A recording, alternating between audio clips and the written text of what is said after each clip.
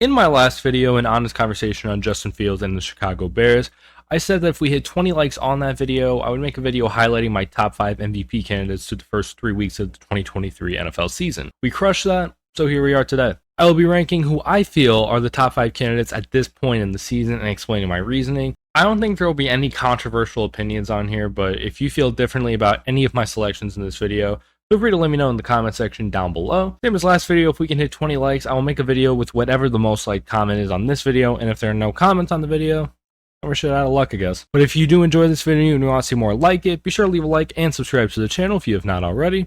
With that said, let's get right into it. Before we get started with the actual ranking, honorable mentions have to go to Vikings wide receiver Justin Jefferson and Eagles quarterback Jalen Hurts. Jefferson's having an excellent season, and the one reason why he's not here is because I can't justify having a player being in the top 5 MVP at this stage when his team is yet to win a game. It's not his fault by any means. In fact, you can argue that he's the biggest reason why his teams don't get blown out, which could qualify for being most valuable, but it doesn't for my criteria in particular. Hurts is also great, and the Eagles are currently 3-0 and surely contenders to make it back to the Super Bowl, but I don't think you can give him a bulk of the credit for the success this season like you could last season. They lean more into their run game, which has been controlled by a much better runner in DeAndre Swift. I expect the Eagles to maintain the success from last season, but Hurts won't be the same player he was last year, in my opinion. With that said, coming in at number 5, we have Zach Wilson. Okay, I'm sorry, I'll stop.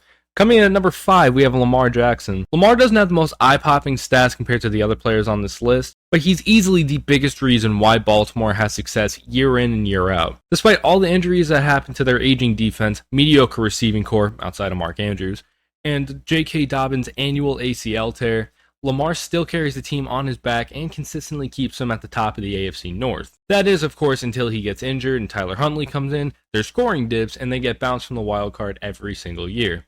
Since 2020, the Ravens are 3-8 without Lamar Jackson, averaging just 16.2 points per game in 11 games without Lamar, and only putting up 20 points twice in that span. With Lamar, they averaged 26.1 points per game since 2020, and he has also produced 73.3% of their scrimmage yards so far this season. So he is quite literally their entire offense. The Ravens are currently 2-1 this season, and they would easily be 0-3 without Lamar Jackson. If they win the AFC North this season and have around 11 to 12 wins, I don't think it would be that shocking to see Lamar win the MVP for the second time in his career, assuming he could stay healthy, which would have to be a given for the Ravens team to make any noise. Coming in at number 4, we have Justin Herbert. Herbert has almost all the tools to succeed, whether that be the talent surrounding him or his own physical tools. The only weaknesses the Chargers have as a whole are their defense and their coach, Brandon Staley, who has proven himself time and time again as one of the worst decision makers in the NFL. Whether that be his infamous blunder in the final week of the 2021 season versus the Chargers, where the Raiders tried to take a tie and have the Chargers go to the playoffs with them,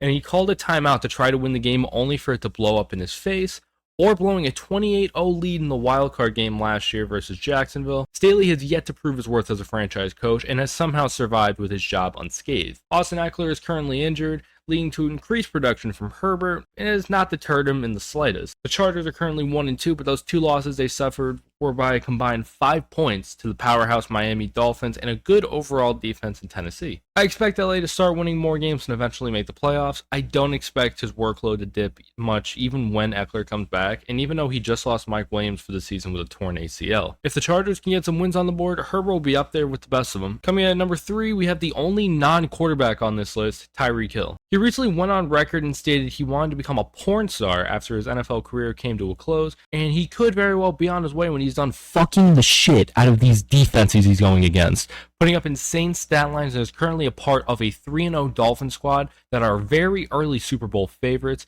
They recently put up 70 points in a single game. Granted, it was against the fucking Broncos, where he dropped 157 yards on 9 receptions and a touchdown. Like I said at the beginning, Justin Jefferson will more than likely be in this spot if he was on a team that could win a game once in a while, but for my criteria, winning is a must, as it should be for everyone in my opinion. Tyreek said at the beginning of the season he wanted to have a 2,000-yard season, and I think barring injuries, that is very obtainable.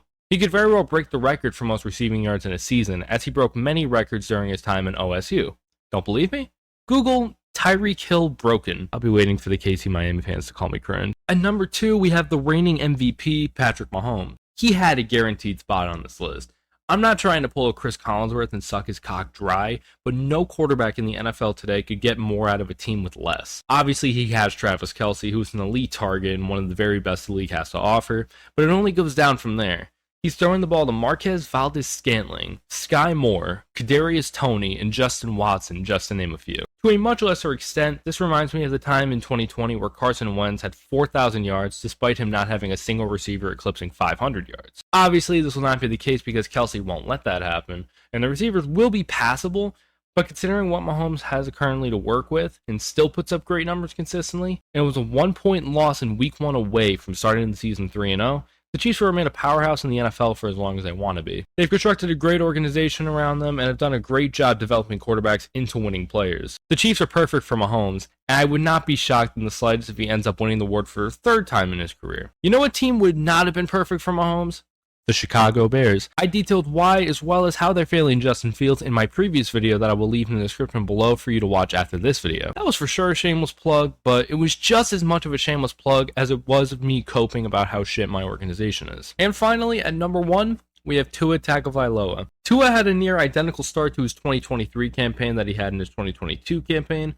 Early on last season, Tua was near the top of MVP conversation before getting injured, and he very well should be at the top this year, putting up fantastic stats on an historically dominant Miami Dolphins squad who, as I previously mentioned, just dropped 70 points for the first time in a game since 1955. With all due respect to everyone I named before, Tua is the clear-cut MVP during the first 3 weeks of this NFL season, and I expect him to win the award assuming he doesn't get injured like he did last season. Definitely helps having players like the aforementioned Tyreek Hill and Jalen Waddle didn't even play in the 70-point game. Tua has improved greatly from a few years ago where I was ranking quarterbacks and had him at the 11th best quarterback in the AFC in 2021. He proved me and a lot of other people wrong with his play, and I'm very happy that he did. It helped getting a great offensive mind in Mike McDaniel and having the offense properly built around him for sure. He's my front runner in the infancy of this NFL season and should be for everyone else at this very moment.